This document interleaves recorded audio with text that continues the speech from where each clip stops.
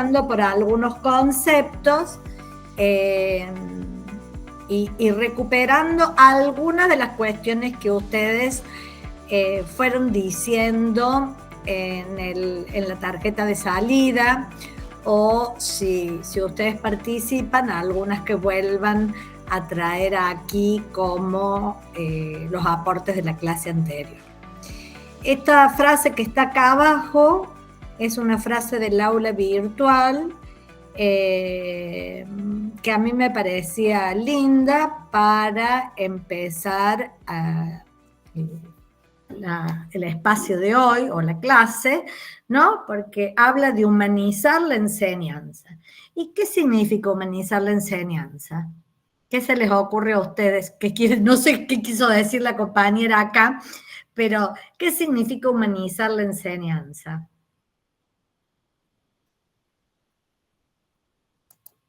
¿Qué representa? Y pensar que la persona a la que le estemos enseñando es una persona en todas sus dimensiones, digamos. No es simplemente un estudiante, sino que puede ser un estudiante que trabaja, que tiene familia, que tiene personas a cargo, que tiene otros problemas y que no es solamente transmitir los conceptos, sino tratar de llegar a esa persona. Algo así como lo que está pasando acá, ¿no? Hay uno en el colectivo, otro saliendo del trabajo, otro en trámite. Es pensar que el proceso educativo no es tan solo un proceso mecánico, aunque esté mediado por tecnologías.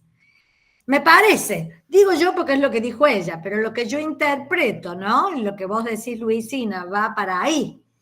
Es un proceso donde intervienen humanos y donde lo más importante es eso. A veces es lo que, ¿no? Cuando uno espera del médico, que la medicina sea humana, ¿no? Hay una clínica que tiene ese lema y yo siempre peleo con todo el mundo porque les digo, dice el lema, pero no son tan humanos como dicen. Bueno, vamos a la otra. Acá tengo algunas frases que ustedes han compartido en sus tarjetas de salida. Lo más recurrente en estas tarjetas de salida es que ustedes tienen como expectativas al respecto de este espacio, de este trayecto formativo, es adquirir conocimientos, recursos, herramientas que les permitan mejorar, fortalecer, enseñar mejor. Esto es lo que ha aparecido en todos, ¿no? Yo no elegí a algunos. Dice, me gustaría poder aprender a enseñar incorporando nuevas estrategias, principalmente tomando las nuevas temáticas del siglo XXI, las tecnologías, nuevos ideales, diferentes subjetividades, entre otros. También me gustaría hacer más hincapié en la formación práctica, ya que, como se vio en la clase pasada, es un factor que atraviesa todas las facultades. Es decir, me interesaría poder pensar cómo, desde mi lugar de ayudante alumno, proponer herramientas y actividades que incentiven la práctica.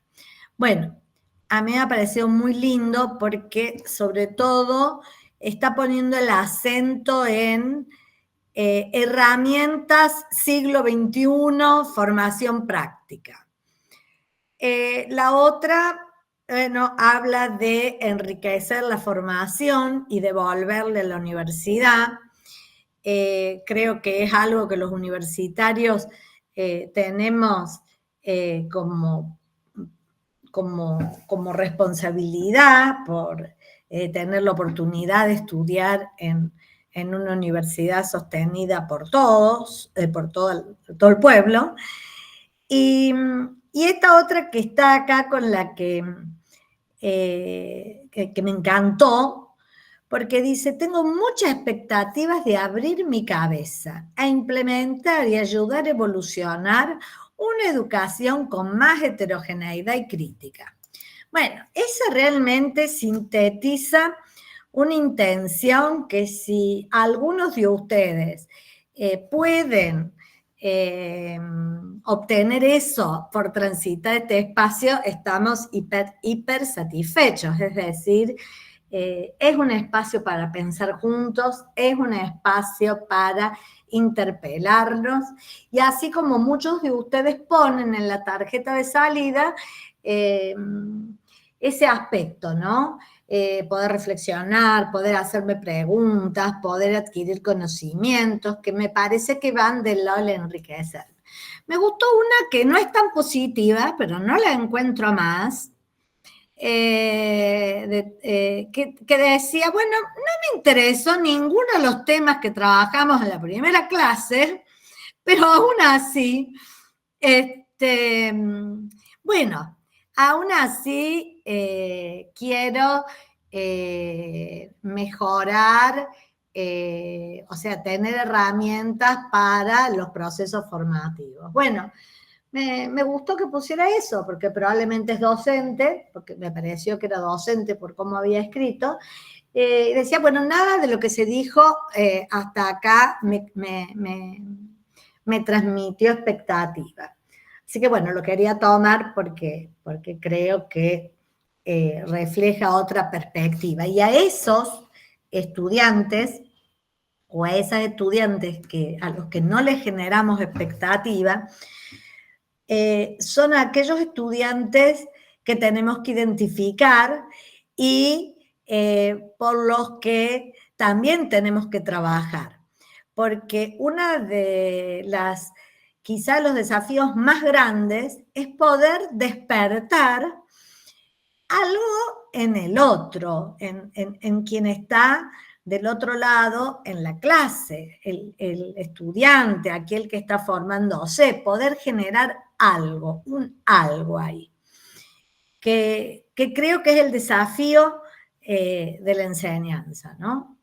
No sé si alguien quiere agregar algo de lo que había puesto, que yo no lo tomé.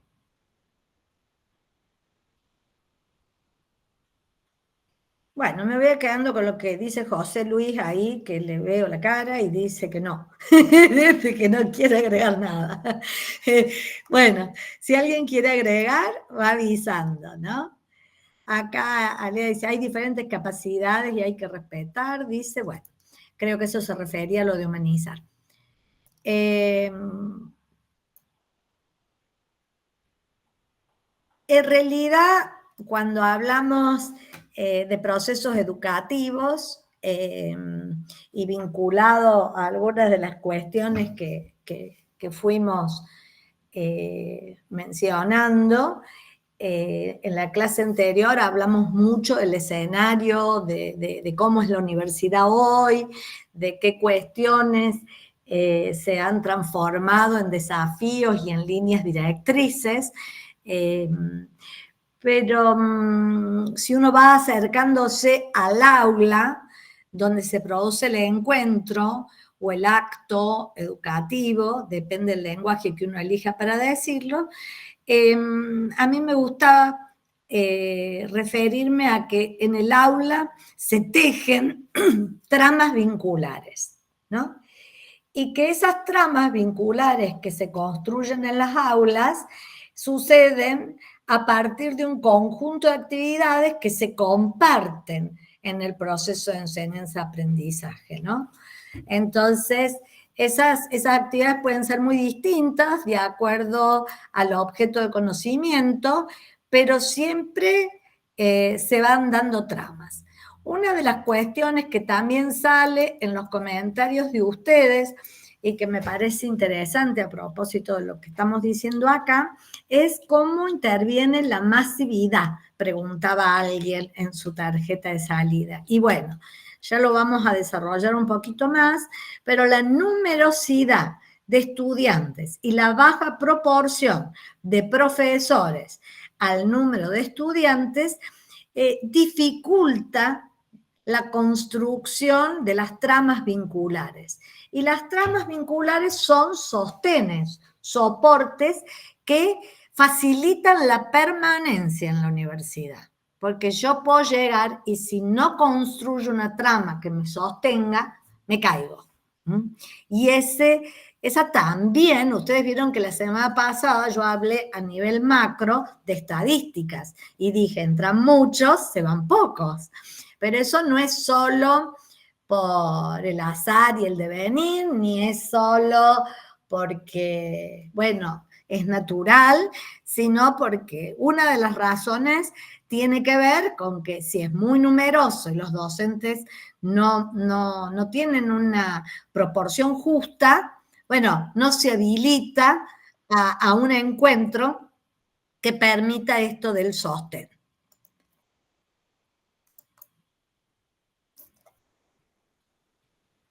El aula, una de las cuestiones importantes es que nosotros tenemos los escenarios globales y los significados que le damos a lo que está ocurriendo a nivel global, al mundo, y los escenarios locales, y tenemos un conjunto de transformaciones que estamos transitando en este momento, ¿no? Tenemos cuestiones como la humanidad aumentada, por que podemos usar la tecnología para producir más, ¿o no? Lamentablemente, yo siempre cuento cuando tenía que escribir un trabajo para la facu con la máquina de escribir y a la 1 de la mañana lloraba arriba de la máquina porque otra vez tenía que escribir la misma hoja, pero tenía demasiados errores para pasarle el liquid paper. Entonces, que además era un papelito donde daba justo, ponías el papelito blanco donde te tocaba tipear. Y hoy el hecho de que tengamos la compu, cortemos y peguemos, y qué sé yo, aumenta nuestra posibilidad de producir. Eso es la humanidad aumentada, la humanidad que tiene a la máquina, bueno, no es mío, no todos estos términos son míos, pero son los que las tecnologías nos van desafiando a incorporar. Si ustedes van al médico, ¿quién no va al médico? ¿No? ¿Quién no va al médico? Cuando uno va al médico, el médico tiene su diagnóstico aumentado por la tecnología. El tipo se sienta y antes de tomarte la atención y revisarte clínicamente, mira la compu y dice el análisis le dio así, tiene alto el colesterol, bajo el esto, lo que sea, ¿cierto? En algunos casos ni te revisan. Entonces, está aumentada ahí la posibilidad. Lo que no quiere decir que sea humano. Vuelvo, que siempre sea humano. Tenemos las hibridaciones. ¿Qué es esto de las hibridaciones? ¿Qué es esto de lo híbrido? Lo híbrido está bueno, no está bueno, está un poco así, un poco asá. Cuestiones para pensar. La IA, a ver, acá tengo comentarios. Los vínculos también están aumentados, los grupos de redes sociales, el aula virtual, las mismas clases grabadas. Sí, es así. Los vínculos, las posibilidades están aumentadas, pero a veces no sé si son vínculos o son distintos tipos de redes. No, para pensar, no lo puedo afirmar, porque todo esto que estamos describiendo está siendo. Y es mucho más sencillo hablar de cuando un proceso ha culminado. Exacto. En las últimas, sobre los 90, se volvió interesante transformar la escuela en un shopping, ¿viste? Y los papás están desesperados porque en jardín haya informática e inglés, pero no están desesperados porque al final del proceso educativo el niño que sale de la escuela sea un niño que tenga autonomía para resolver ciertos problemitas. Porque en su desesperación de darle lo mejor, bueno, la escuela ofrece esto, ¿no? Y dicen, este jardín se ofrece informática. Bueno, a mí siempre me llama la atención. Entonces, algo de lo que está en crisis es la transmisión de conocimiento. Y fíjense, a mí esto me parece muy interesante porque es a lo que nosotros nos dedicamos como docentes. Sí, hay Sí, no se considera tanto, Juan, ahí la subjetividad. La transmisión de conocimiento está en crisis siempre que no haya vínculos. Es decir, que no haya vínculos, que no pase un algo entre ustedes y nosotros, entre ustedes y yo hoy, por ejemplo. Que a pesar de que ustedes estén allá y yo acá en un escenario mediado por la tecnología, nos vinculemos. ¿Mm? Allá José dice, coincido que no son vínculos. Entonces, en el aula hay un escenario de vínculos y sujetos, pero a veces con la IA lo que está en crisis es la transmisión de conocimientos. ¿Y por qué digo eso? ¿Qué se les ocurre a ustedes?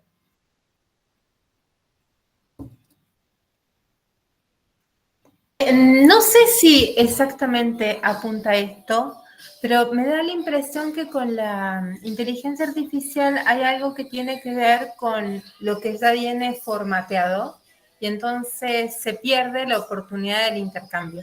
Y en alguna medida esto que decíamos recién no se lo puede pensar en términos absolutos porque es un proceso que está ocurriendo y demás.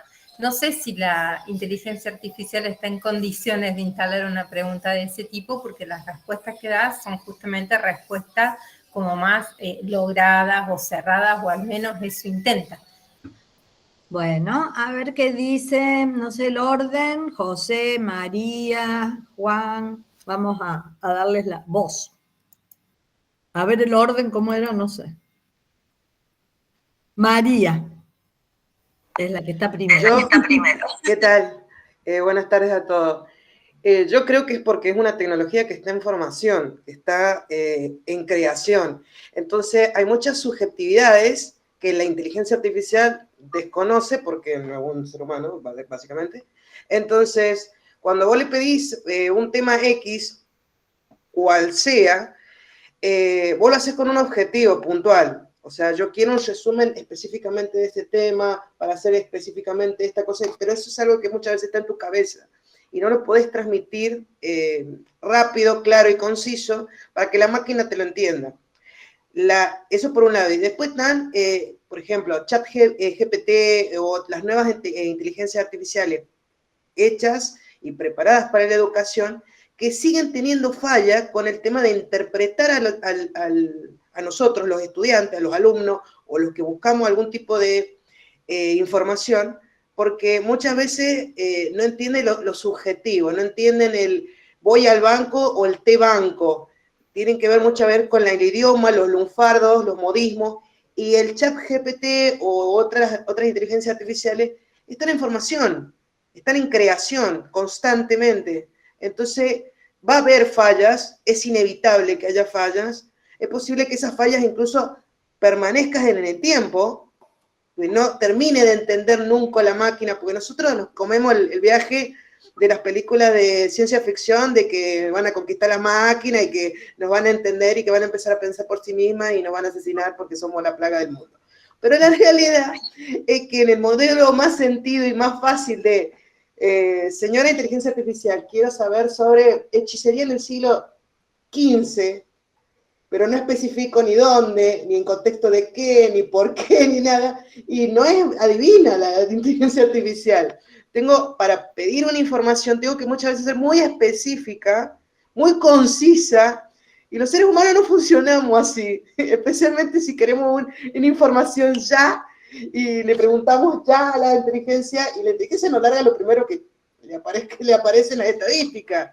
Entonces, para mí tiene que ver con eso, que es una herramienta informática muy útil, muy copada, que todavía está en desarrollo. Entonces, va a haber problemas en cuanto a la construcción de conocimiento. Eso por un lado. Y por el otro, y creo que por ahí no nos percatamos, los que estamos en ciencias de la salud, en ciencias naturales, hay una realidad y una ley universal que es que el conocimiento todavía se está construyendo. El conocimiento científico está sujeto a reevaluación y reevaluación, y lo que antes nos parecía normal, como que tengamos todos los dientes llenos de caries, después se investiga y se sabe que no está bueno. ¿Me explico? Entonces se va avanzando en el conocimiento y muchas veces las herramientas informáticas no van a la par, junto con los programas académicos de muchas universidades. Entonces, para mí tiene que ver con eso, que ese tipo de multifactores hacen a la construcción del conocimiento y no siempre se alinean los chakras para uno. Entonces pasa lo que pasa. Esa es mi opinión. Bueno, muchas gracias. Hoy no sé por qué hacer. A ver, ¿quién me puede ayudar? Pasa Mari, que creo María que- tiene abierto el micrófono, por eso hace. Ahí le cerré el micrófono. Perdón, María Estefania. Bueno, estaba mirando las respuestas escritas, que también están muy interesantes. Acá Ernesto dice, ¿solo está en crisis la transmisión de conocimiento? ¿No está en crisis la cultura y el modelo? Claro, está en crisis todo. Yo, digamos, hablo de la transmisión más vinculado al lugar de la memoria. Porque si hay algo que está en riesgo hoy, que habrá que ver si es importante, ustedes sabrán, cada uno sabrá, tendremos que ir definiéndolo, es la memoria. Y díganme si eso no es importante, porque si yo ya no, si me pasa algo y se me rompe el teléfono, no puedo llamar a nadie. Yo no sé ningún número, solo sé el fijo de mi casa. Profe. Nadie va a atender. Entonces, esta compañera que habló de salud, el médico clínico que seguía un paciente tenía su historia clínica y una memoria. Hoy la memoria está delegada. Entonces, lo que hay delegado son un conjunto de funciones cognitivas. Entonces, me gusta que vayamos poniéndole nombres a las cosas. Nosotros delegamos, por eso está aumentada la humanidad, las funciones cognitivas a la máquina. No sé si está bien o mal, es lo que hay. Eso es lo que está pasando. Nosotros tenemos muchas cuestiones cognitivas que se las delegamos a la máquina. No sé si ustedes... y bueno, ahí están almacenadas. Entonces, un poco eso es lo que yo quería referir con este término, pero han aparecido muchas cosas interesantes. A ver acá, Agostina dice, bueno, hay mucha cosa. Yo creo que la IA es muy productiva y fructífera, pero a su vez un arma de doble filo. Tal vez la respuesta tan servida quita un poco de creatividad. La revolución, la puesta en escena de las habilidades como la búsqueda, investigación, lectura, comparación. Pero a veces es muy útil tener un sitio fijo, rápido. Bueno, le voy a dar ahora otra vez la voz a alguien que quiera sumar algo más.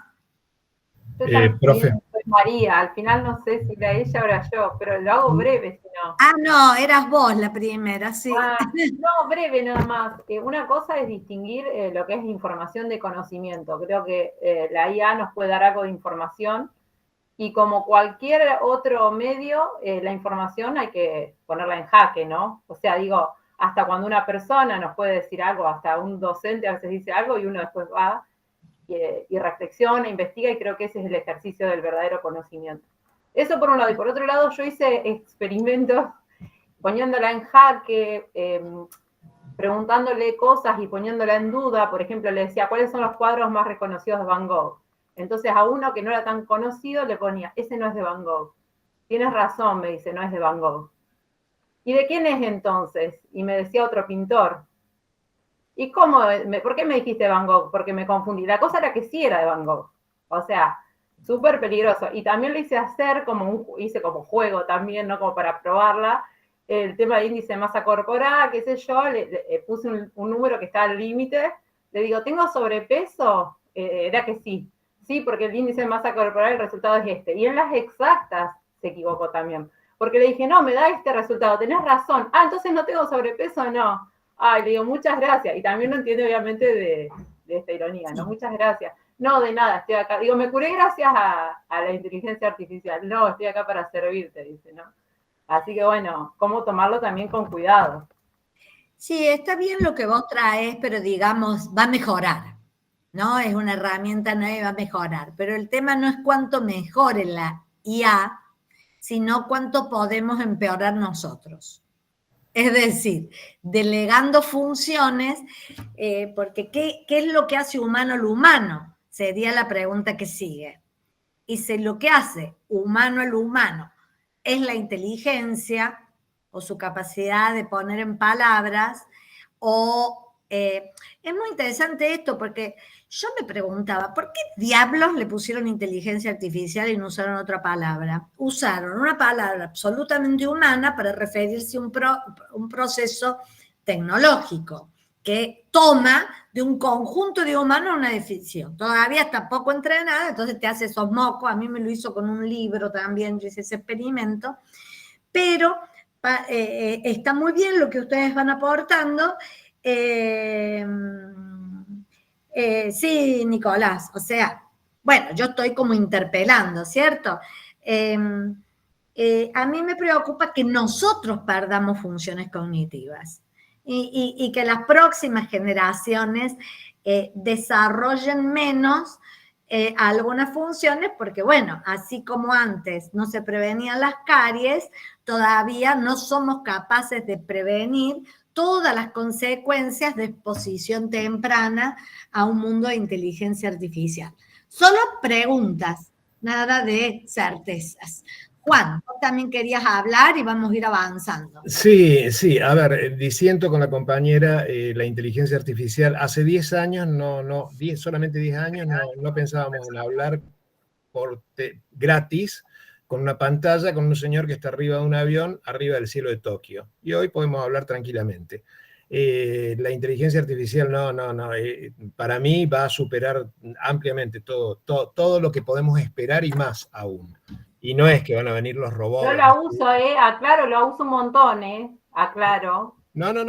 Con la otra María diciendo.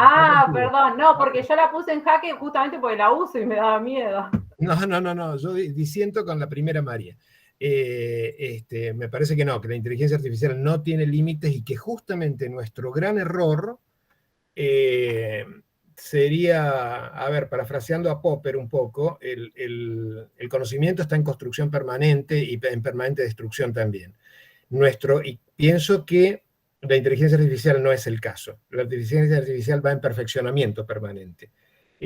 Nos va a superar y nuestro error sería no darnos cuenta de eso. No es que nos van a comer, ni van a venir los marcianos, ninguna cosa de esas raras. Nos va a superar en cuanto a capacidades. Entonces, nuestro error es, para mí, no ir a la par, resignando ciertas cosas que nos tendríamos que allanar a resignar. Yo tengo muchos libros en papel, pero leo en PDF. O sea, los tengo en la biblioteca, los voy a seguir teniendo, los voy a cuidar y los voy a querer toda mi vida, pero leo en PDF. Tenemos que empezar a pensar formas de trabajar en conjunto con la inteligencia artificial, y no pensar en competir, porque me parece que si pensamos en competir perdemos por lejos. Y lo último que digo, me parece que es inteligencia artificial, que está bien inclusive el nombre, porque inteligencia, ni hablar de los mamíferos superiores, todos tienen inteligencia, ciertos grados de inteligencia. Entonces, bueno, lo que se pretende decir con artificial es artificial en función de que no es en un organismo biológico, que no es en un ente biológico. Bueno, artificial. Me parece, eso dice con la profe, ¿no? Con todo respeto, obvio, profesora. Pero, bueno, eso es lo que yo opino de la inteligencia artificial, que tenemos que trabajar en paralelo e ir acomodándonos para acompañarla y que nos sirvamos mutuamente. Sí, un poco yo el planteo no es por la palabrita artificial, sino es por usar la palabrita inteligencia. Porque lo artificial obviamente hace que se distinga. Una es humana y otra es artificial. Ahora, esto, como nosotros estamos caminando hacia el aula, es para repensar el proceso educativo. O sea, acá estamos abriendo para repensar. Ahí me quedan Andrea y Natalia con manitos y avanzamos un poquito. A ver, hola, profe. Bueno, lo que yo te quería decir es que, bueno, que Para mí, yo trabajo como en ayudante de cátedra de problemas epistemológicos de la psicología y pensaba en esto de la intencionalidad, que no lo hay, que es lo que decía María al principio. Esto no lo hay en una máquina, no tiene una intencionalidad. No hay una, no tiene, por eso no puede interpretar muchas cosas de las que a los humanos nos pasan, porque no hay una intencionalidad de algo, y de hecho hay, bueno, todo un problema con ese tema en el funcionalismo, hay toda una seria discusión, y realmente yo pienso que no debería llamarse inteligencia, porque siguiendo, por ejemplo, los lineamientos de Damasio, nosotros adquirimos inteligencia en nuestra experiencia, vivencia con el mundo. Es como vamos desarrollando nuestro cerebro, nuestros conocimientos. Entonces, esto no es una sumatoria de información lo que nosotros tenemos en la cabeza, o si lo es una sumatoria de información que cuenta con el organismo, es organísmica, es completa, no es simplemente una enciclopedia metida, digitalizada, digamos, es mucho más que eso. Entonces sí, yo coincido que debería diferenciarse esto, y que en definitiva en la transmisión, lo que era transmisión, las abuelas que te contaban, que te enseñaban, que te llevaban, que en la transmisión se juegan otras cosas. Y muchas veces te queda de un profesor, te queda la mirada, cómo te puso la mano en el hombro, cómo te lo dijo, cómo señaló, cómo te quedan otras cosas de la vivencia, donde vos te queda grabado el conocimiento, digo, con una impresión más humana, que no es lo mismo que la vivencia con un ordenador donde vos pedís una información y la tenés. Porque acá no se trata de solamente transmitir información, creo, la docencia no es nada más yo transmito información, hay mucho más, ¿sí? Hay mucho más en juego. Y a mí de ahí, me encanta, bueno, perdón Andrea, sí, me encantó lo de las abuelas, eso es lo que está en juego. Cuando claro. una mamá se fija en Instagram, 3 pasos o tips para atender al bebé que llora y no habla con su abuela. Claro. Esto es lo que, por eso hablo de transmisión, ¿no? Claro. Y que no perdamos ese bagaje que es cultural y es humano, y que no lo vamos a sacar de un ordenador. Porque si no, bueno, eso es sincretismo, es querer mezclar cosas que son culturales propias y querer, no sé, no se puede llevar. Hay cosas que no se pueden llevar, que tienen que ver estrictamente con la experiencia humana, como lo cultural. Bueno, yo soy artista, pianista, pintor, y esto para mí es fundamental, el tema de la transmisión de humano a humano, y hay una transmisión de conocimientos de la que, bueno, creo que a los que nos gusta ser docentes tenemos mucho que ver con esto, ¿no? Más que con el cúmulo de información. Bueno, no les voy a poder dejar hablar a todos, ya son un montón. ¿De qué área sos vos, Andrea? ¿Sos de filosofía, pedagogía? A ver. Ahí te quedaste muda. Ahí está. Problemas epistemológicos de la psicología. Yo soy de la Facultad de Psicología. Claro, hiciste un planteo epistemológico. Claro. Bueno, muchas gracias. Bueno, a ver, la idea es ir avanzando un poquito, también me encanta que todos hablen, pero después me va a retar el equipo, porque me quedo un poquito en algunos temas. A ver quién más quiere decir, vayan, si pueden abreviar y hacer breve, Natalia y José, y cerramos ahí. Marina creo que ya habló. Bueno, para un poco sintetizar esto también, creo que un poco lo que fueron diciendo todos va llevando a una línea. Esto de la memoria delegada yo creo que es algo que es atemporal, que se da en todos los tiempos y que tiene que ver con la tecnología que vamos creando. Esa tecnología hace que no perdamos justamente la memoria.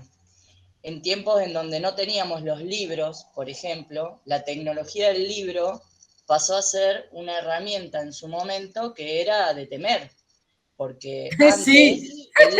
antes la Inquisición. Claro, antes, digamos, esto de la transmisión, cómo se transmitían las anécdotas, cómo se transmitían las experiencias de vida, y se transmitía mediante la palabra, se transmitía mediante la congregación de personas, y así era como la transmisión de los saberes de generación en generación. Cuando aparece el libro, muchos se espantaron porque el libro venía como a reemplazar esa memoria, que es esto de que ya nadie te va a venir a contar su propia experiencia, sino que queda registrado en un lugar y tenés que ir a leer el libro para enterarte de lo que el otro te quiere transmitir.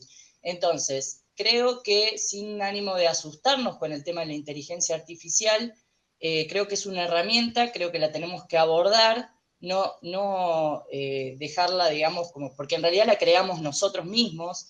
Y si vamos a la etimología de la palabra libro, viene del latín liber, parte interior de la corteza del árbol, o sea, es con qué se hace la herramienta. En este caso, la inteligencia artificial se hace con nuestra propia inteligencia. Esa es la herramienta con la que estamos creando esta nueva herramienta. Es un devenir, es algo que evidentemente nos va a atravesar toda la humanidad. O sea, es un camino de ida que estamos haciendo, y no es que ahora sucede esto. Ahora tenemos estas herramientas y esta tecnología porque es hasta donde llegamos. Pero previo pasamos por lo mismo con otras tecnologías y cada vez nos vamos, pero no nos aísla, me parece que no nos aísla como humanos de eso porque nosotros mismos lo vamos creando. Eso. Bueno, gracias. Vamos, José, que tenés ahí. Sí, ¿cómo va? Buenas tardes. No, bueno, escuchando lo que dicen el resto de los compañeros y compañeras, también lo vivimos también justamente en diferentes épocas. Lo que yo recuerdo en su momento eran las personas que vendían apuntes, y había gente que estaba en contra de los que vendían apuntes, vendían resúmenes de las materias. Entonces ese era entre comillas el cuco, el enemigo de la enseñanza. Después, en fines de los 90, principios de 2000, el Rincón del Vago, páginas de internet que también hacían resúmenes, y uno tenía disponible todas las materias que se le pudiera ocurrir de toda Latinoamérica. También en su momento fue el gran cuco, estas páginas que no, ¿cómo podía ser que se copiaran todos los trabajos y no hubiera esa capacidad de discernimiento para hacer un trabajo propio? Bueno, ahora nos encontramos con esto. Es la novedad. Me parece que es útil, usándolo usándolo con conocimiento, teniendo en cuenta esa parte de que yo no lo llamo inteligencia artificial, más que todo machine learning, lo que veníamos hablando, no es todavía una inteligencia. Tiene su orientación, como también la podría tener un profesor en un aula, ¿no? Una orientación, le preguntamos a este profesor, vamos para acá, le preguntamos a otro profesor, vamos para el otro lado. Tiene también eso del ser humano, o sea, es una creación del ser humano, y también la podemos, a este machine learning, a esta herramienta, la podemos modificar como querramos. Sí. Me parece que lo que estamos poniendo en discusión, y hay autores como que están investigando si el cerebro reacciona igual con la lectura en un libro virtual, que aclaro, a mí me encanta el ebook. Leo muchos libros en ebook, viajo con una cosa muy chiquita y puedo leer mucho cuando voy de vacaciones. O el libro en papel. Según algunos investigadores, a nivel fisiológico no se desarrollan las mismas funciones cognitivas. Entonces, y el mundo puede cambiar y el ser humano puede cambiar también de cualidades.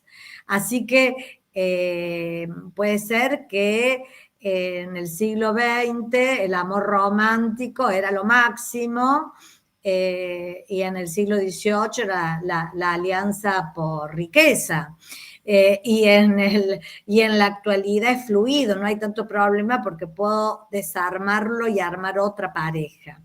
Entonces, acá solamente estamos problematizando cómo cambian los sujetos y qué de eso transforma nuestro proceso de enseñanza. Y la transmisión, porque ¿qué es lo importante en el proceso educativo si la información está ahí? si la información está en la máquina, ¿qué es importante? Una enseñanza básica, una enseñanza enciclopédica, una carrera con 6.000 horas o una carrera con 3.000 horas. Esto es lo que hay que problematizar, digamos.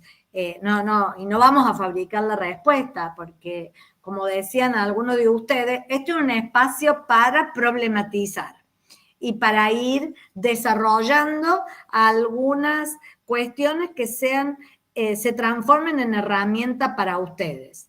Lo importante es pensar en esto, no tener un dogma, porque el tiempo de eso terminó. Y además, porque ya existe, solamente pensamos en cómo intervienen los procesos. Digo para que quede claro, porque no estoy atacando ni las máquinas, ni la IA, ni me encanta a mí que las máquinas den posibilidades de hacer una cirugía que permita que las personas vuelvan a ver. ¿No? Con ayuda de la física. Me encanta que la medicina pueda tener algunos aportes. Me preocupa que pierda algunas cosas que son esenciales. Por eso estamos conversando o dialogando sobre esto. Bueno, entonces, los procesos de aprender a enseñar constituyen un fenómeno complejo porque hay una cantidad de dimensiones, eso es la complejidad, eso es la trama, entre la historia de los sujetos, la historia individual y social de los sujetos, el modo en que estos interaccionan entre sí, en una institución educativa que tiene sus propias normas, porque la universidad como la escuela tienen un conjunto de normas que regulan su vida allí, y luego en el aula tenemos los vínculos entre esos sujetos y cómo el deseo de enseñar y el de aprender de cada uno de estos sujetos se juega a la hora de producir un vínculo. Más entrando a la tríada, nosotros tenemos, me gustó esta pregunta que está arriba, que dice, ¿cómo transmitir pasión por lo que enseñamos? Esa era una pregunta que también estaba en las tarjetas de salidas de ustedes y que me pareció una buena pregunta, que rescata justamente este aspecto humano, esencial, diría yo, para el proceso educativo, que es cómo entra en juego la pasión por enseñar y por aprender determinado objeto de conocimiento en juego en esta relación triádica. ¿Por qué le llamo metapedagógica?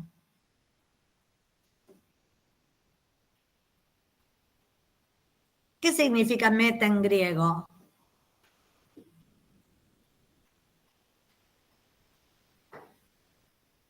Un poquito más que alrededor.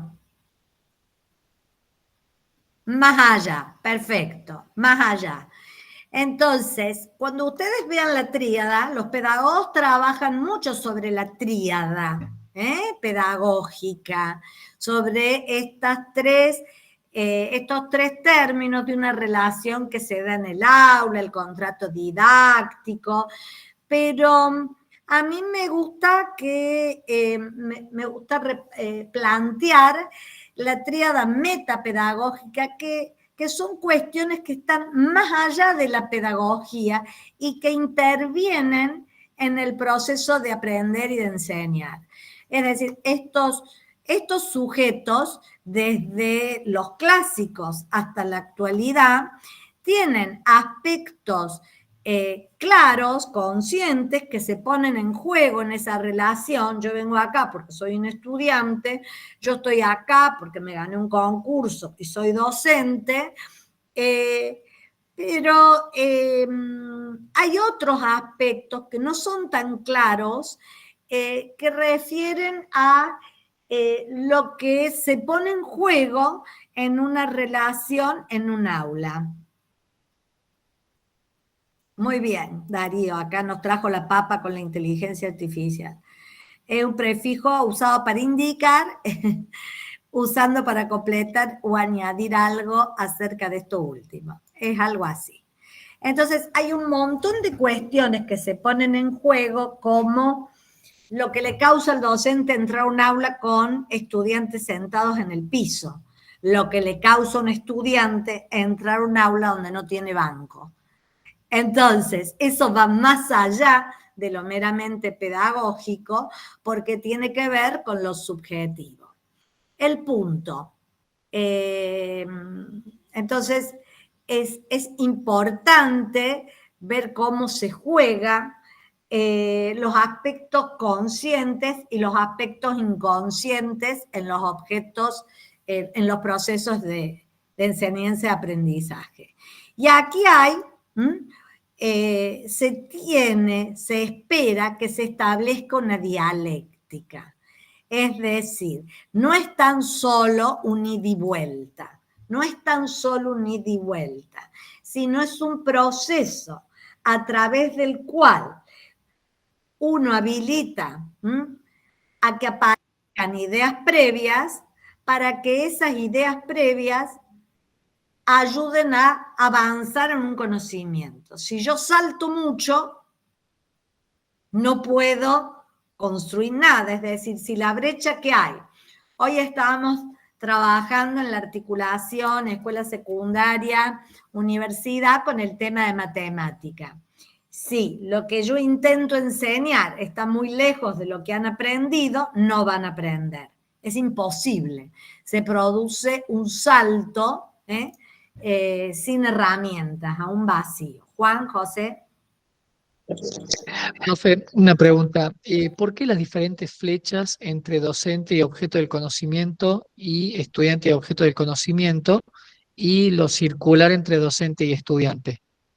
Sí, en realidad lo circular podría estar más arriba. Lo circular remite a lo de la dialéctica. Es decir, entre docente, o sea, es muy importante cómo el docente se relaciona con el objeto de conocimiento y cómo el estudiante se relaciona con el objeto de conocimiento y cómo eso pasa a formar parte de esta dialéctica. Eso es lo que estamos poniendo en juego, porque yo llego ya con una relación con ese objeto de conocimiento. En el caso del docente, una relación mucho más larga, ¿no? Porque se ha especializado en ese tema, y en el caso del estudiante, a veces puede ser que ama desde muy pequeño esa área, o que le produce mucha curiosidad, pero es una relación diferente, y todo eso va a entrar en juego para construir esa dialéctica. Y ahí lo que haga el docente, habilitando la palabra y habilitando la co-construcción en el aula, va a ser la diferencia. Va a ser la diferencia. Enseñar y aprender son solo posiciones. Yo, si bien soy en este momento quien está dando la clase, a veces estoy en posición de aprender cuando los escucho. Y también ustedes tienen mucho que mostrar. Algunos están más avanzados porque son docentes o tienen ya una trayectoria de otros cursos. Eso se ve en las tarjetas de salida. Y otros quizás están en su primera experiencia. Entonces, lo importante es que todo eso interactúe para que entre quienes tienen una experiencia mayor, bueno, vayan contagiando, y quienes conocen algunas herramientas, bueno, vayan empujando también con creatividad. Juan. Sí, siento que se puede relacionar mucho de una mirada más vygotskiana, si se lo quiere, desde una zona de desarrollo próximo que se da tanto del docente al estudiante, como del estudiante al docente, ¿no? Siendo que justamente ahí entra quizá la subjetividad del estudiante, de la cual el docente puede aprender para mejorar los métodos de enseñanza. Sí, Juan, acá hay mucho de Vygotsky, hay algo de Piaget y hay algo si ustedes quieren, para hablar de relaciones y de interacciones, hay algo de César Cole y también hay, entra a jugar algo en el concepto de tramas, algo de psicoanálisis y recupero en la dialéctica a los clásicos, porque Platón, si alguno de ustedes tuvo oportunidad de leer algún texto, alguno de los diálogos platónicos, en el caso puede ser el Banquete, puede ser el Fedro, puede ser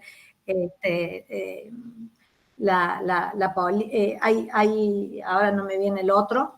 En los diálogos se pone en juego un tema, pero uno siempre ve cómo el maestro, que en ese caso era Sócrates, trata de construir dialécticamente a través de la interpelación un nuevo conocimiento y lo va conduciendo, pero no lo engancha, no lo encaja, lo construye con el otra.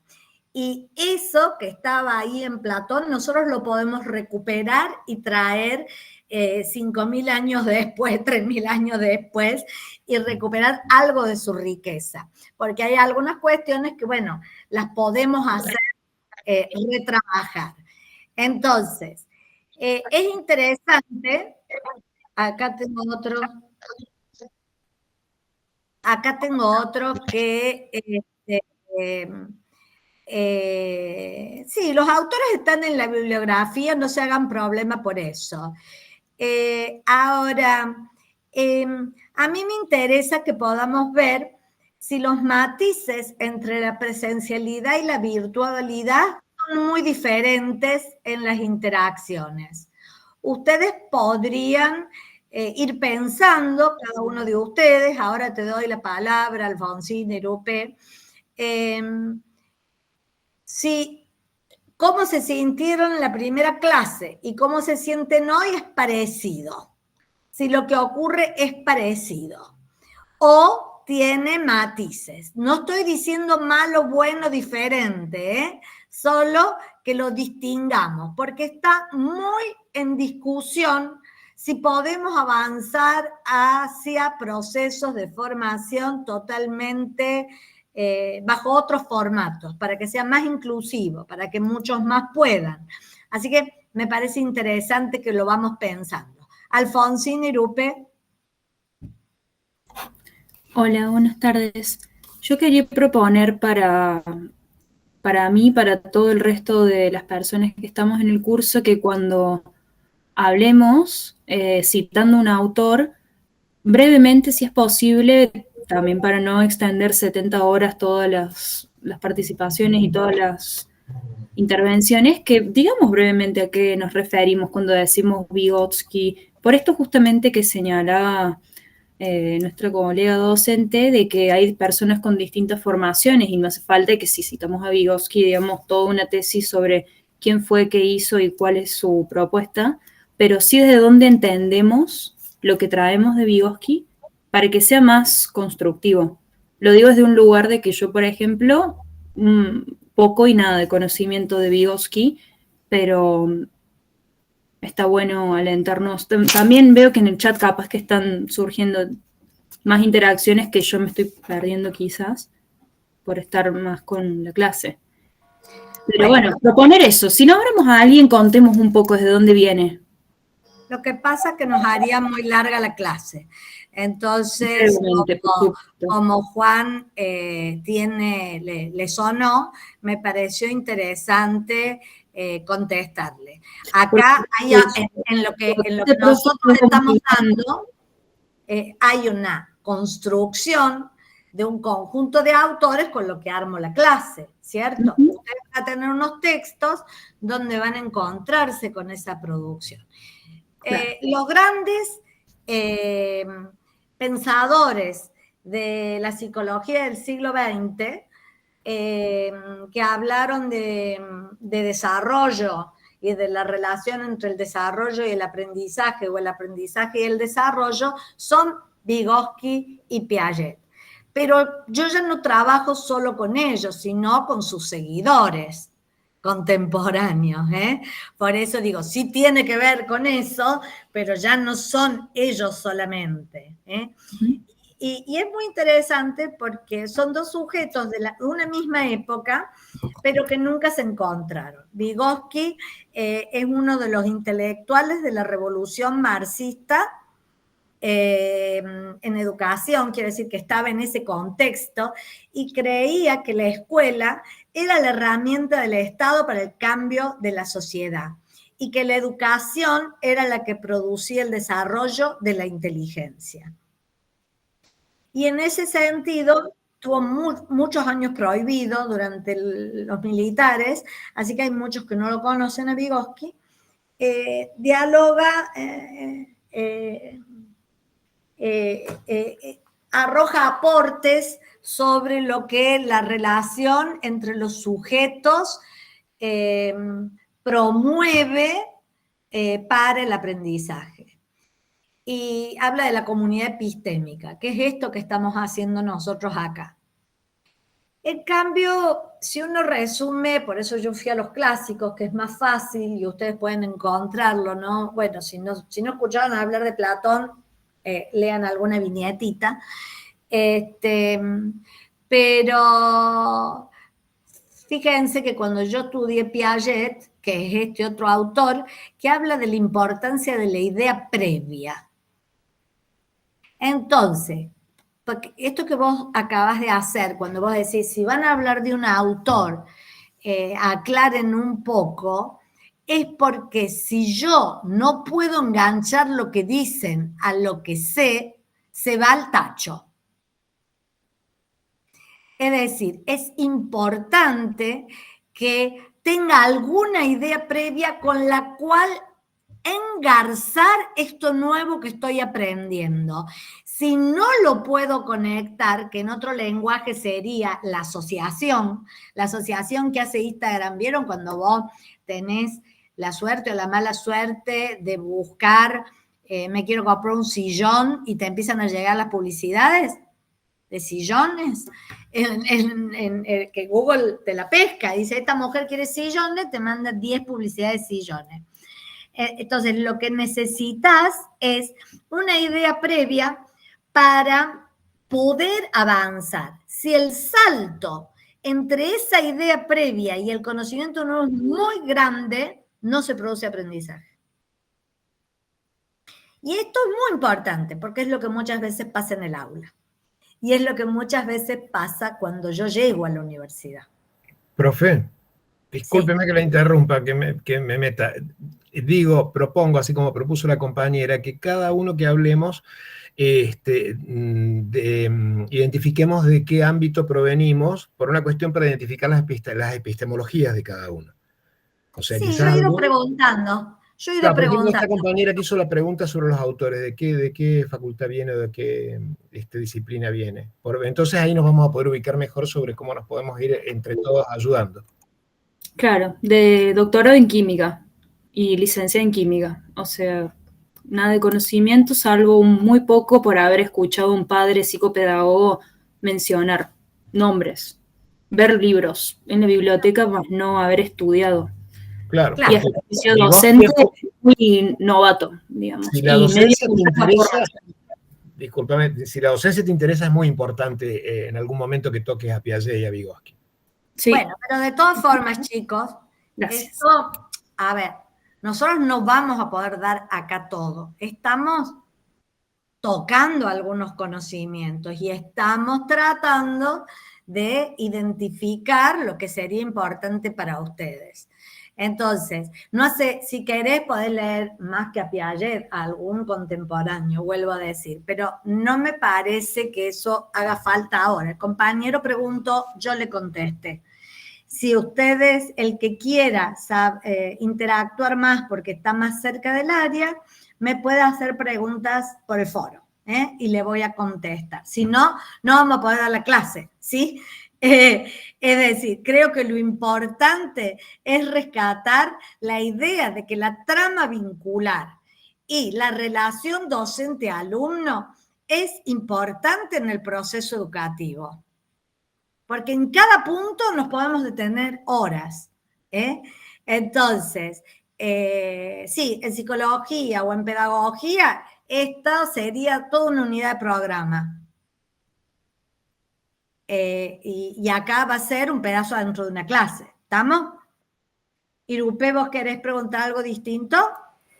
Quería hacer un aporte ahí, hablando del tema de la neutralidad en la relación, justo que hablamos de la relación docente-alumno, recuperando los planteos de Maldonado.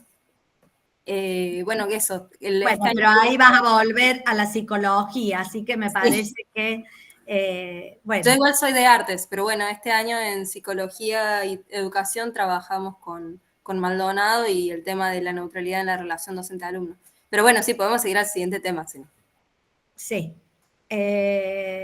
Bueno, el tema de la neutralidad tiene que ver con lo que yo dije antes, cómo a un estudiante o a un docente subjetivamente le producen cosas distintas lo que ocurre en el aula. Y la idea es ser neutral para no tomársela con nadie, como dirían los chicos, ¿no? Pero bueno, creo que el tema de neutralidad ustedes lo van a retomar más adelante. Buenísimo. En otras clases. Acá hay una autora, pero bueno, Fernández es una pedagoga, es Lidia Fernández. Ella va a decir que se produce una dialéctica entre el estudiante, los estudiantes y el sistema universitario. Y es eso lo que produce la construcción de la identidad estudiantil del universitario. ¿Se entiende eso? Es que yo, en el encuentro con la universidad y en las interacciones sucesivas que voy teniendo con el espacio y las distintas situaciones que voy vivenciando, Andrea había usado la palabra vivenciar, voy construyendo mi identidad de universitario. Y esto es muy importante porque se va dando progresivamente y va produciendo un producto a lo largo, digamos, de nuestro recorrido en la universidad. Y ella también va a decir que ahí hay un espacio de tres. Son los estudiantes, es la universidad, son los profesores. Entonces son distintos triángulos. Nosotros vimos aquella tríada, docente, conocimiento, estudiante, pero puede haber muchísimas otras tríadas. Estudiante, estudiante, conocimiento, puede haber estudiante, universidad, conocimiento. Entonces eso va formateando e interviniendo en la construcción de la identidad del estudiante.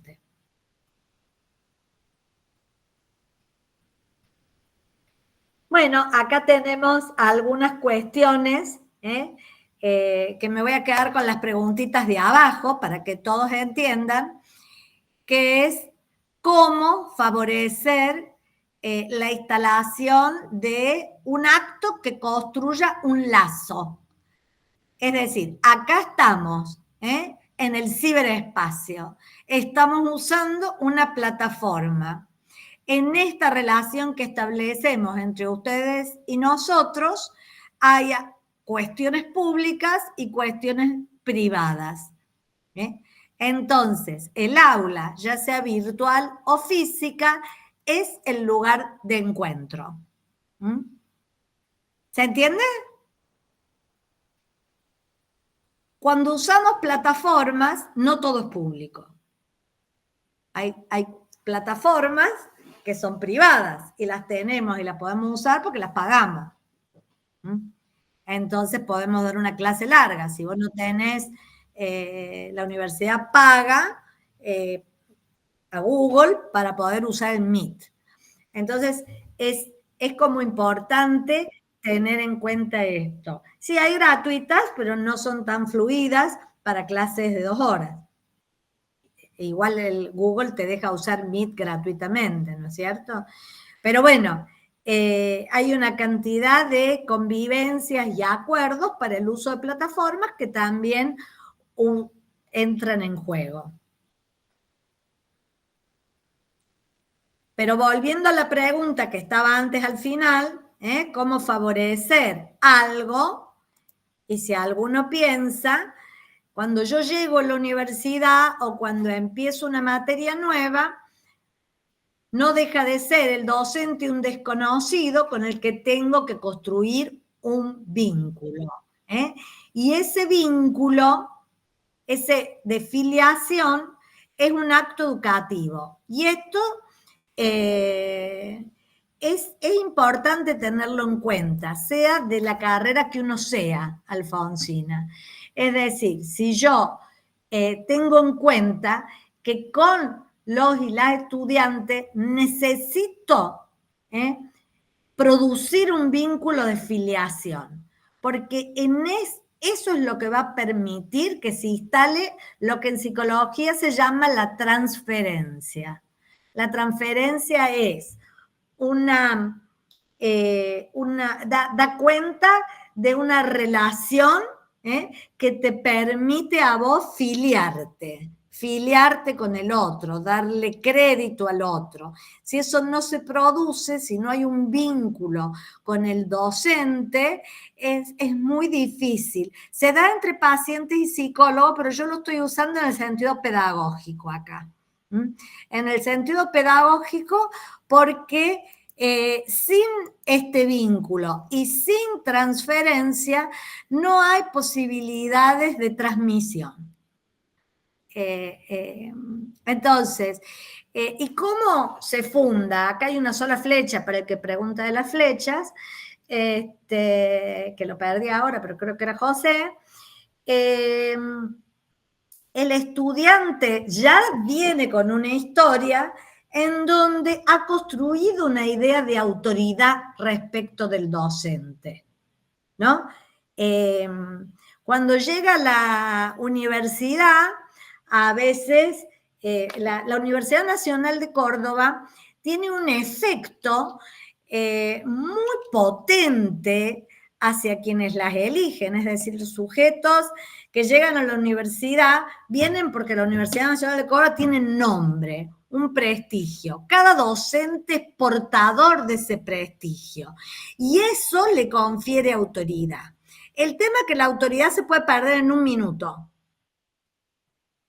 Quiere decir que si yo no ayudo a facilitar que ustedes se relacionen con el conocimiento que intento transmitir, que no es mío, sino que me fue legado por Don Vygotsky, entre otros. Por estos señores, que el nombre en sí no tiene importancia, sino lo importante es que algunos autores, por eso no quiero llenarles la cabeza con los autores, le dan potencia a la educación. Y en ese caso, este autor creía que la educación era potente para transformar el mundo, para transformar a los sujetos, para que vos tuvieras más posibilidades. Eso es lo importante de la teoría que es el constructivismo social. Entonces, ahora, cuando hay un adulto y hay un niño, o sea, hay cronologías diferentes, hay una simetría clara, ¿o no? ¿Qué es la simetría? Ahora, si son 2 adultos, la simetría se basa en otras cosas. ¿Y en qué se va a basar en el caso del docente? ¿En qué se basa la autoridad? El saber. En el conocimiento. En el saber, en el conocimiento, en que ocupa un lugar de poder, porque te puede bochar, te puede aprobar, o ese es el imaginario, ¿no es cierto? Para algunos es yo apruebo, yo repruebo, para otro es me aprobó, me reprobó. Pero entonces acá hay cuestiones que los y las estudiantes rescatan muchísimo en la relación docente-alumno. Y van a decir que hay algo que hace la diferencia y es cómo el docente se muestra en relación al conocimiento que transfiere, cómo utiliza, cómo pone en juego la forma en la que habla, si transmite o no pasión, si cree que el conocimiento es suyo o si cree que el conocimiento es un legado. ¿Sí? No, quería agregar que me gustó mucho lo que dijo usted, profesora, de que la autoridad se puede perder. Quería agregar que no sé si no es peor aún que perderla cuando se cuestiona desde la rebeldía. Se reconoce, pero en una transferencia negativa, hablando en términos psicológicos, pero se reconoce desde una posición de rebeldía. Ahí creo que aún más se dificulta el traspaso de conocimientos. Bueno, no sé si los demás entienden bien esto, pero estamos en una época donde la autoridad está en crisis. La autoridad está en cuestión. Y eso lo podemos poner miles de ejemplos. Pero si vamos teniendo presidentes que van a juicio, si vamos teniendo que el ejército, que era una institución, utilizó o pensamos en el terrorismo de Estado, o si, bueno, una cantidad de cuestiones que han puesto a la autoridad en jaque, en Argentina en particular y en el mundo en general. Acá hay alguien que pregunta, ¿necesitamos autoridad para enseñar y ser buenos profesores? Sí, necesitas pararte en un lugar de autoridad, pero para que el otro sienta que vos tenés algo que transmitir. Porque si vos no tenés nada que transmitir, ¿para qué viene el sujeto al aula? ¿Para qué están ustedes acá si yo no les digo nada que ustedes no es nuevo? No, autoridad no es autoritarismo. La autoridad es la autoridad posicional, pero también el estudiante confía en el docente. Y eso lo que favorece es al establecimiento de un vínculo. El estudiante le supone un saber. Si no existe un saber, a la autoridad del conocimiento, Pablo, a la autoridad que te da, sí, en cuanto al conocimiento que va a transmitir. En síntesis, tenés que saber de lo que estás hablando, porque si no sabés, no tenés autoridad. Y a veces no solo tenés que saber, sino que tenés que saber transmitirlo. ¿Sí? ¿Se entiende? Claro. En la pandemia la autoridad se puso en cuestión, porque a mí, si no me ayudaban los ayudantes alumnos, no podía dar ni media clase. Entonces, los ayudantes alumnos, tuvimos un mes, me estuvieron dando clases sobre cómo hacer esto. Entonces, ahí construimos conjuntamente un sistema, pero cuando no hay algún tipo de asimetría, la asimetría cronológica es la que facilita el vínculo muchas veces de cuidado en la escuela. Pero en la universidad necesitas mucho más que eso. Necesitas que se te respete porque sabes y porque tenés ganas de transmitir. Los estudiantes reconocen la diferencia. Entonces, esto es muy importante para ustedes que están interesados en la docencia. Sí, es confianza, es confianza. José.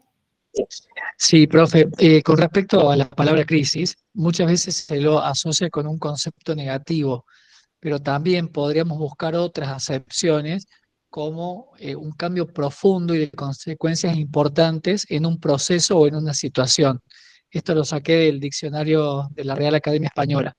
Por ahí, cuando hablamos de crisis, hablamos de una situación mala, difícil, un problema, y también podríamos ver como una oportunidad de cambio, haciendo alusión también a la cultura oriental, más que nada Japón y no sé si China también. Bueno, ahí tenías, acabas de traer, José, el cierre de la clase. La crisis, como dije en el encuentro pasado, siempre es una oportunidad. Sin crisis no crecemos. Lo dije en la clase pasada y José me spoiló, pero está sobre el final de vuelta. Por eso estamos trayendo temas que son muy interesantes. Acá nosotros vamos a aportar algo que es producto de la investigación que yo trabajo, que tiene que ver con las experiencias. Lo voy a pasar rapidito.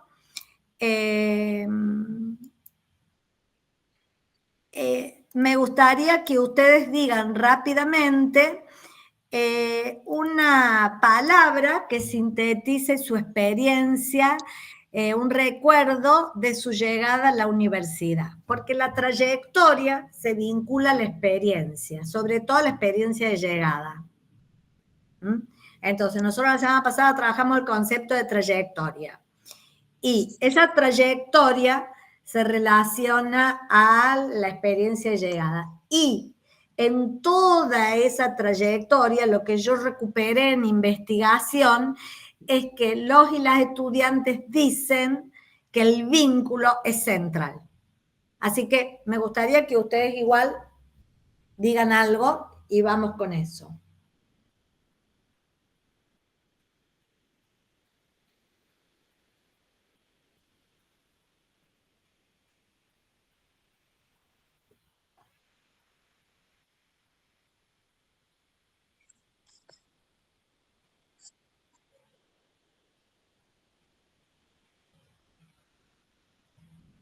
¿Hay que escribirlo? Y sí, en el Menti. Ay, perdón.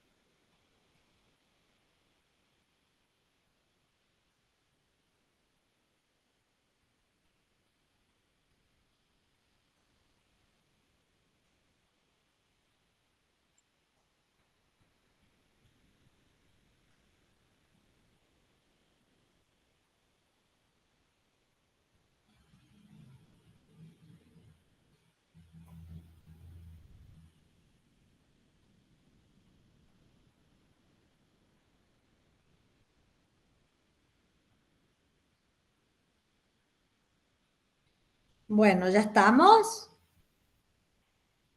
Acá dice. Sí, profe. Sí.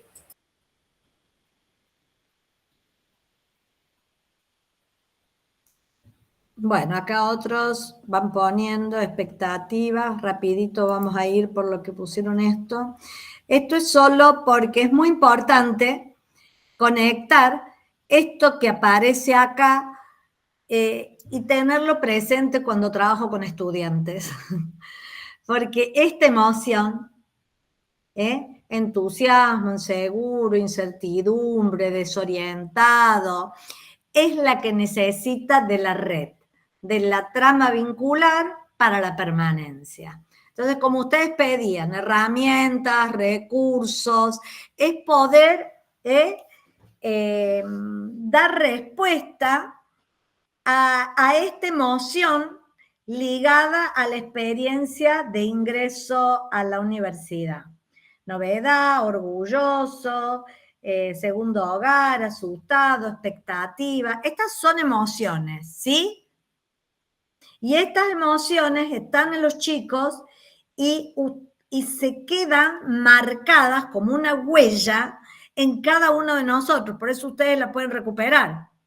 Ahora, si yo sé que eso está en juego, puedo cambiar o tomarlo en cuenta a la hora de enseñar. ¿Sí? Y eso es lo que hace tan interesante esto. Bueno, acá hay otro autor, lamentablemente, no quiero traumarlos, pero nosotros podemos hablar, ya la dejamos acá y seguimos a las otras. La experiencia universitaria va cambiando a lo largo del recorrido y va teniendo diferentes matices. Yo podría, no sé ahora cómo hago.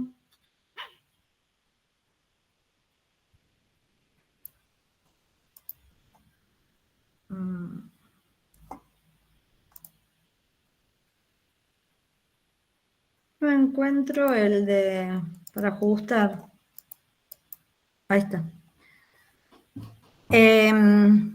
La experiencia universitaria se va transformando a lo largo del recorrido, pero la del comienzo deja una marca que casi como dijo hace un ratito Alfonsina, cuando vos sentís que lo que el otro te dice está casi en otro idioma y no lo podés hacer, se produce una experiencia de ruptura y ya no te gusta tanto esa clase. Ya no te gusta tanto una clase si no la podés enganchar. Porque cuando uno quiere apropiarse, tiene expectativas, tiene deseos, pero siente que las herramientas que traen la mochila al ingresar en la universidad son insuficientes, que es algo de lo que dijeron ustedes en la otra clase, no saben leer, no saben escribir, no saben esto, no saben el otro, no tienen hábitos, y es cierto, puede ser que los hábitos que traen, que a mí no me gusta esa palabrita, pero que las formas de estudiar que traen no sean totalmente adecuadas para estas formas. Pero lo que yo puedo hacer, ya que lo sé, es ver cómo hago para guiar a que construyan nuevos hábitos y den el salto que tienen que dar, ¿sí? Claudia, no se ve la presentación. ¿Ah, no se ve? No está compartida. ¿Querés que le comparta? Yo la veo, pero voy a volver a compartirla.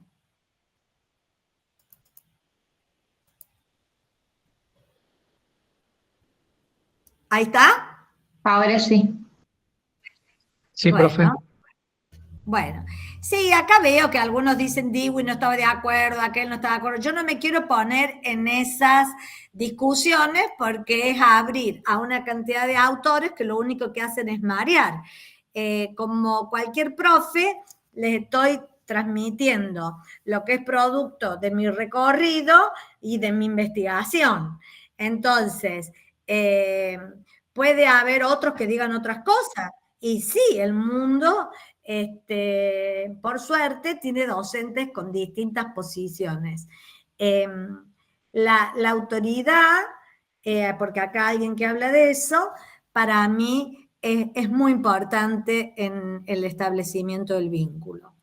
Entonces, en la experiencia universitaria, nosotros, esto que les decía, la primera experiencia, la del ingreso, casi deja una marca que si yo cierro los ojos, la recupero como ustedes recién.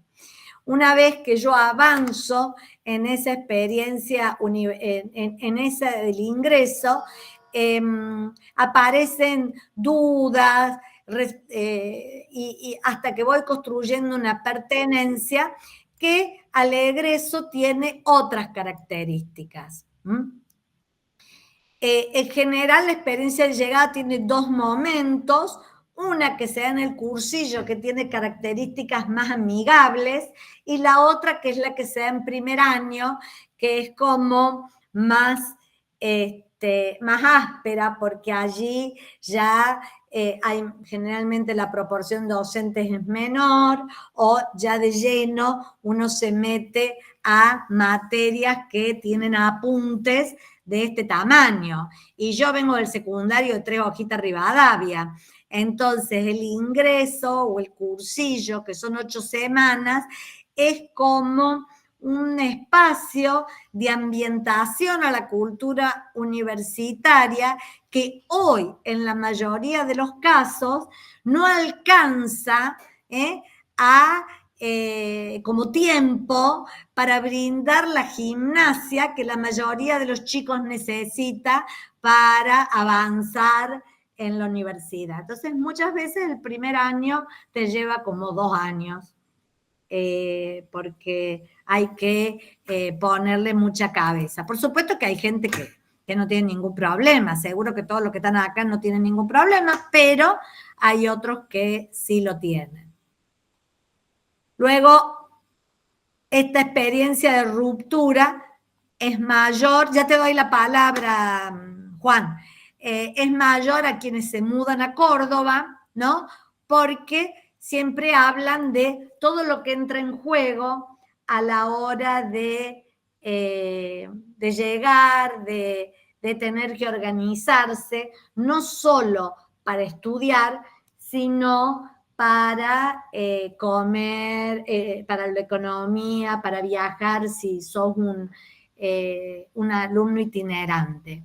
Y esto es como muy importante porque el 60% de nuestro alumnado no es de la ciudad de Córdoba, de nuestro estudiantado. Entonces, bueno, si a esa experiencia que a ustedes recordaron le sumamos la de la mudanza, vamos teniendo más herramientas para pensar cómo trabajar en primer y segundo año.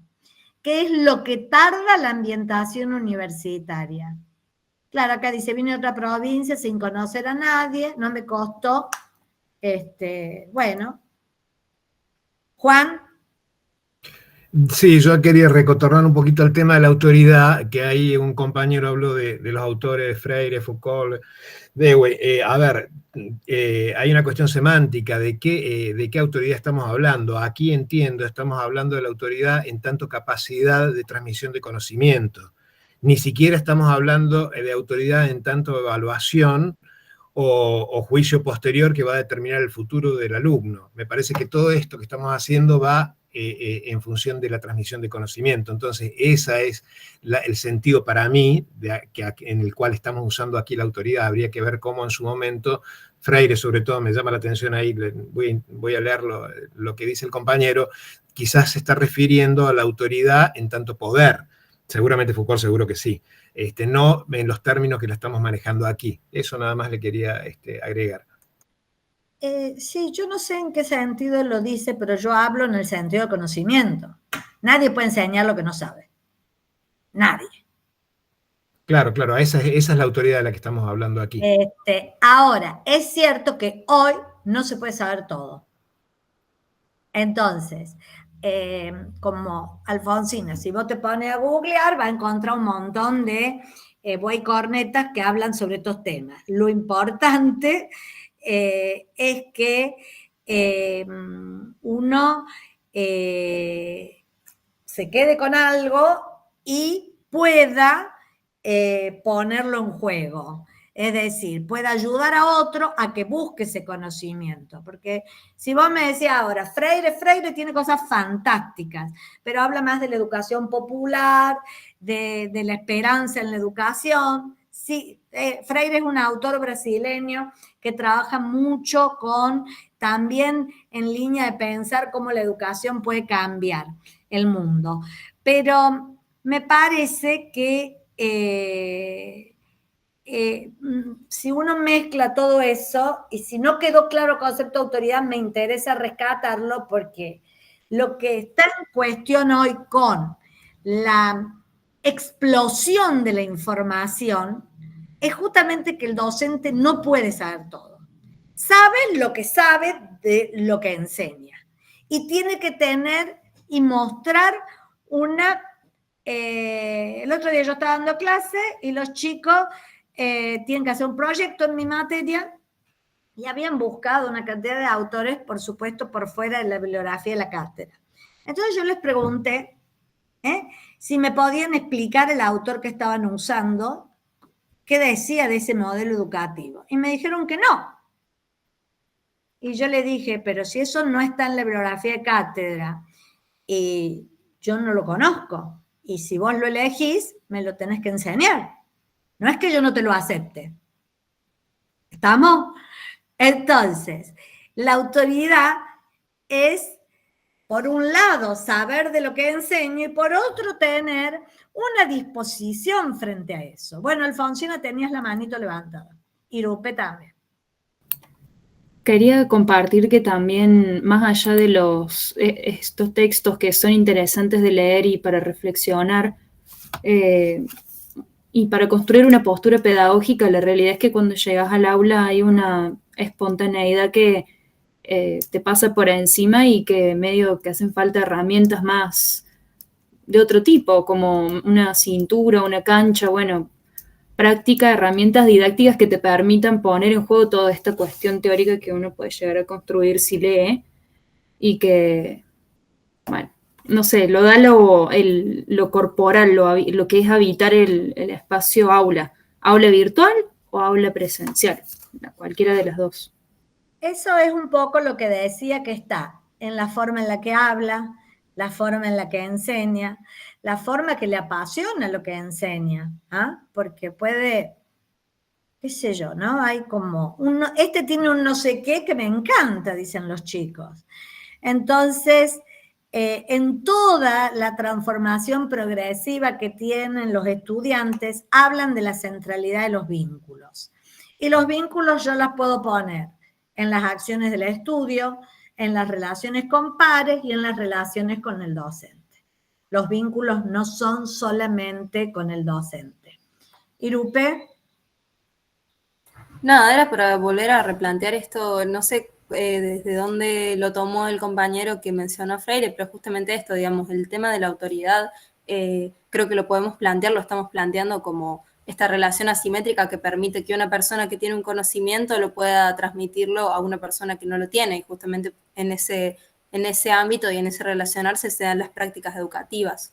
Los planteos de Freire no van por el lado de cuestionar que los docentes tienen que posicionarse en una autoridad de transmitir un conocimiento, sino que plantea simplemente un espacio educativo donde se considere también que los estudiantes tienen un conocimiento y que se dé una relación dialéctica, que es lo que estamos planteando también acá. Entonces, nada, me parece que está bueno eso, digamos, no hablar de que, no confundir autoritarismo con autoridad y no poner en palabras de los autores cosas que no se plantean. Claro, por eso tampoco, gracias Irupe, podemos poner tirar toda la carne al asador en la colección de autores, porque eso significa ponerse a debatir y a interpretar lo que dice cada uno, ¿no? A veces, yo siempre digo, le hacen decir cada cosa a algunos autores que no estaba en la intención de su tema, ni siquiera. En el caso de Freire, este tema no estaba en su intención. Pablo.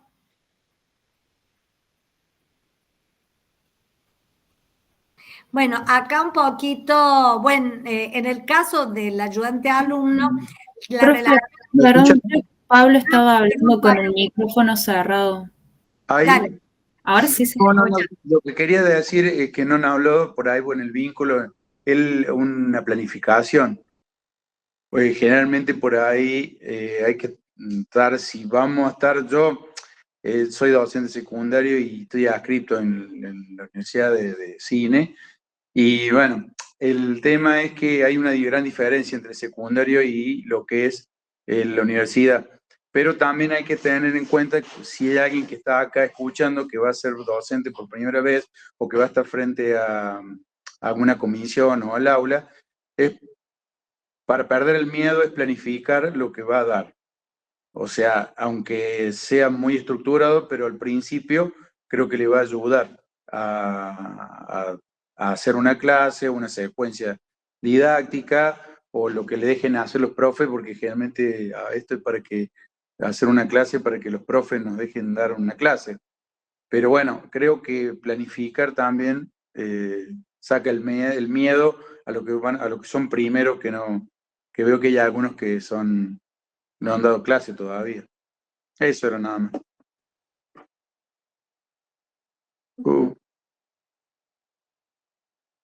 Profe, tiene el micrófono apagado. Gracias. Planificar no solo te va a ayudar a quitar el miedo, sino que es imposible sin planificar.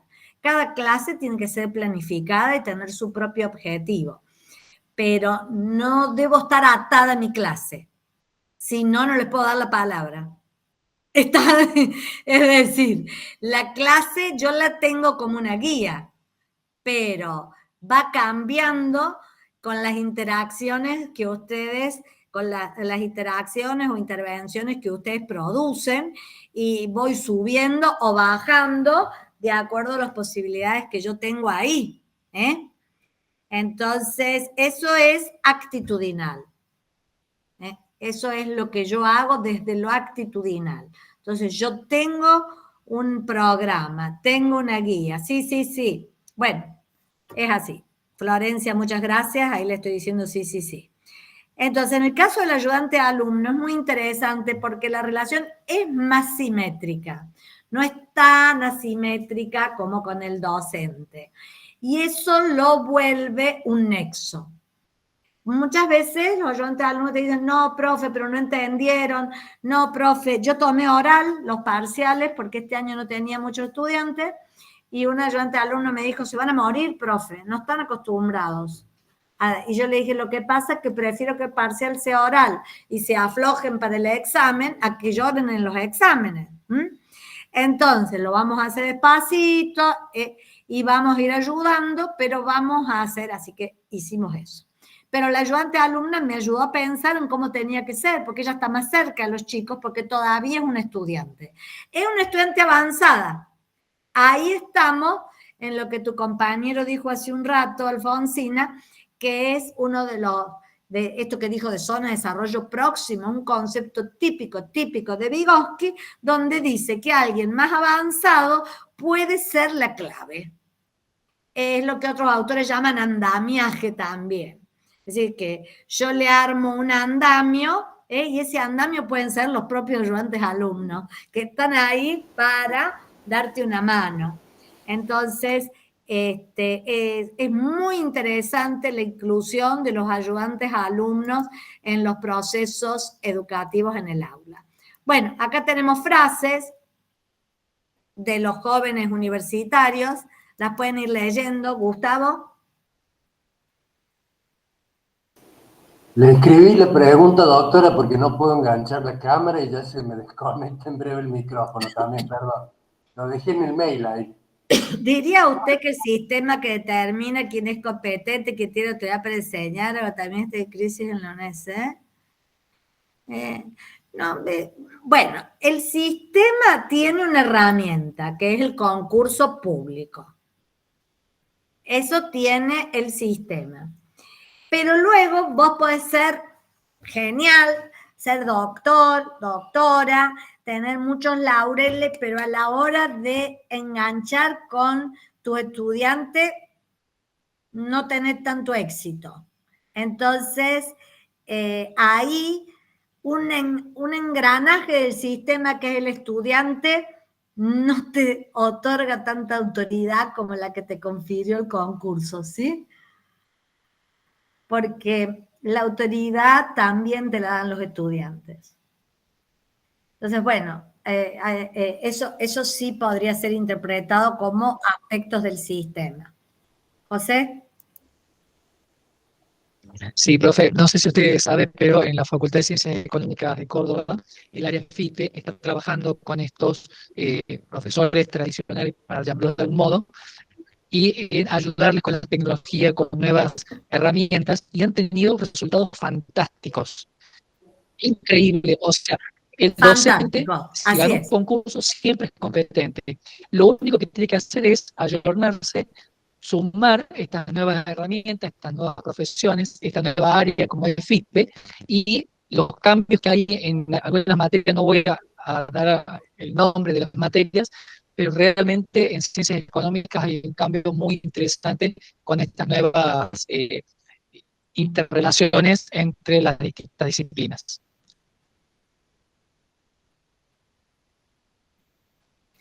Bueno, acá me has dado la oportunidad de decir, José Luis, que justamente todos los cambios que dijimos al principio, las transformaciones y la crisis, hace que requiramos algunas herramientas o experticias que por ahí antes no eran tan importantes, que se vuelven una herramienta fundamental. Digo esto porque, qué sé yo, hace 30 años si el docente no le ponía onda, el estudiante se tragaba los 3 apuntes de este. Hoy no.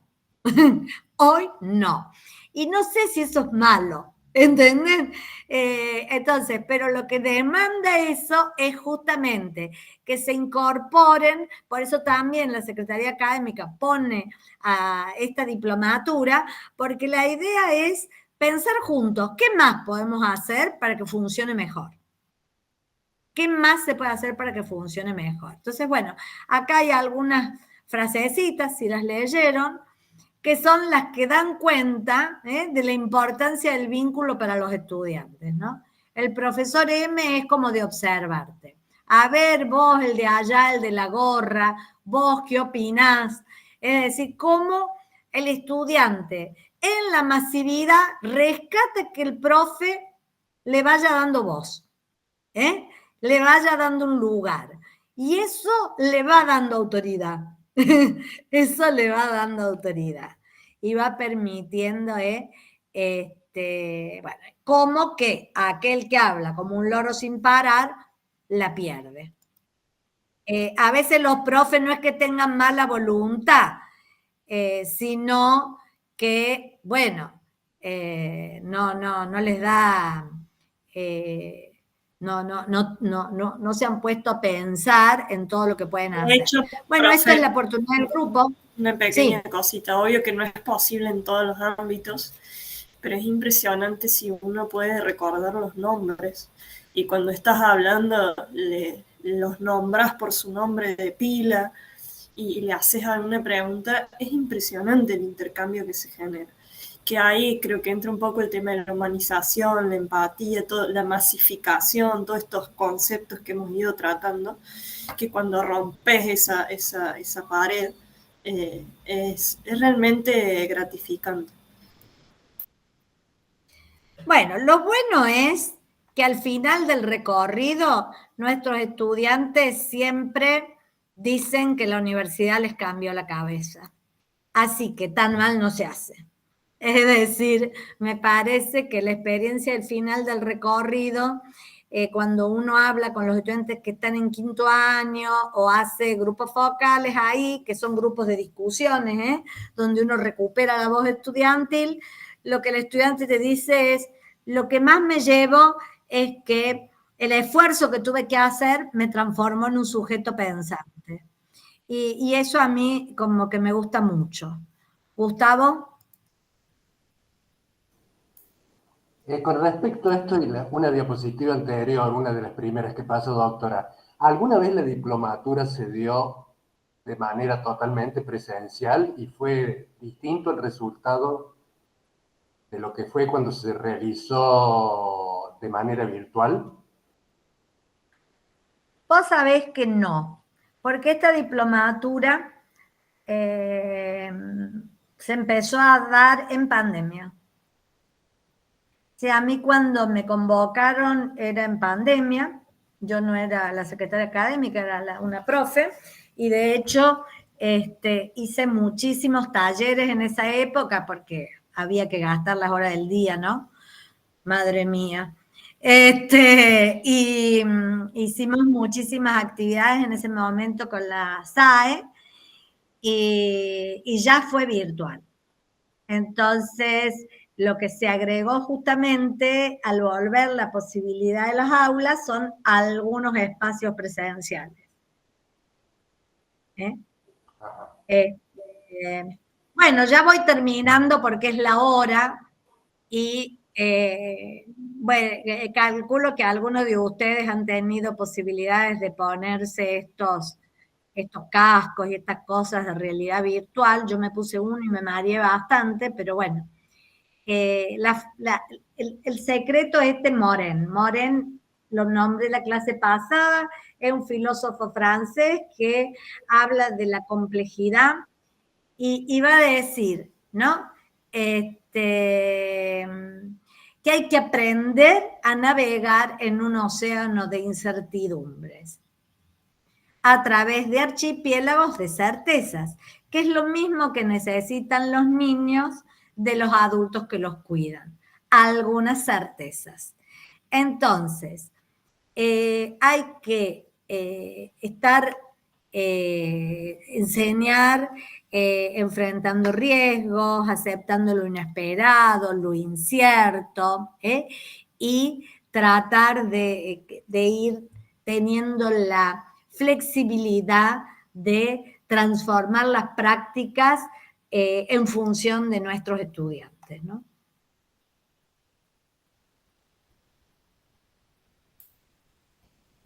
Y acá el spoiler de José. Es necesario, ¿no?, entender la crisis como una oportunidad de generatividad. Entonces, la experiencia educativa en la educación pública se desarrolla, esto me interesa mucho decirlo, porque cuando yo me formaba en la carrera de psicología, a nosotros nos enseñaban este autor Piaget, que mencionamos hace un rato, que describía las fases del desarrollo del pensamiento. El tipo terminaba en el pensamiento formal. ¿Qué es el pensamiento formal? La posibilidad, el pensamiento es concreto, cuando yo para hacer una operación necesito los objetos, cuántas botellas de un cuarto entran en un litro, tengo que probar, es el pensamiento concreto, y el pensamiento abstracto es en el que yo hago las operaciones mentalmente y puedo tener más de una variable en simultáneo en mi cabeza. Eso para el que no sabe nada de eso. Entonces, a nosotros nos enseñaban que la adolescencia era el momento de esto. Pero las investigaciones muestran que la experiencia universitaria, por eso la universidad pública es importante, abona al desarrollo del pensamiento postformal. O sea, que hay más que lo que describían algunos autores, que es de complejidad creciente. Mientras más problematizo, mientras más aprendo a resolver situaciones, a tolerar las incertidumbres, voy teniendo esto que llamamos postformal. Es más que sencillamente poder pensar abstractamente, sino poner a jugar muchas cosas. Y eso, dicen los estudiantes cuando cuentan que el recorrido en perspectiva, o sea, cuando yo hablo de al final del recorrido, es que la universidad les enseñó a ser críticos. Si seguimos haciendo eso, estamos haciendo las cosas bien. Por eso algunos defienden que aunque todos no egresen, la experiencia universitaria le aporta a la sociedad. Lo que sería bueno es que les diéramos algunos títulos cortos, como el bachiller universitario, para que pasar 2 años por la universidad no sea sin nada. Sea con algo que le dé crédito, ¿no? Bueno, con todas estas herramientas nosotros esperamos que ustedes puedan contribuir a que los estudiantes den ese gran salto, que es la brecha entre la secundaria y la universidad, con herramientas que ustedes, con los andamiajes que construyan, los ayudantes de alumnos, los adscriptos que ayudan a los profes en su cátedra, vayan dando estrategias de mediación. Bueno, hasta acá por hoy creo que se las hice larga. Muchas gracias por la gente escucha.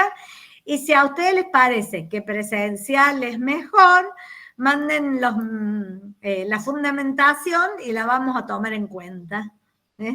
Pero fíjense que tenemos como 500 inscriptos y a la clase pasada fueron cerca de 200 y hoy se sumaron también cerca de 200 al principio. Prefiero virtual. En relación a la asistencia, profe, ¿hay algo? Y la asistencia ahora, yo supongo que la asistencia de hoy queda en el Meet. Entiendo. De todas formas, la asistencia no es obligatoria a las clases. Bueno. Una preguntita, yo también tengo una pregunta. De las actividades obligatorias, ¿qué plazo hay como para, porque buscabas alguna fecha por si la semana estuvo complicada o algo? Tienen que hacer el recorrido por el aula virtual, por todas las actividades, antes de fin de año, pero no hay una fecha específica para cumplimentar, es decir, sería fin de año, fines de noviembre, para hacer todas las actividades.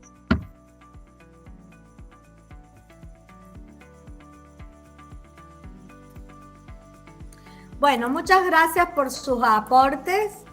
Eso hace que todos hayamos aprendido hoy. Esperamos que todos hayan aprendido, aunque sea algo. Sí, muchas gracias, profe, y también a todas las personas que han ido comentando. Compañeros. Hermosa Estuvo muy clase, entretenida. profe, muchas gracias. Bueno. Gracias, profe. Muchas gracias. Hasta luego. Hasta luego. Gracias, profe.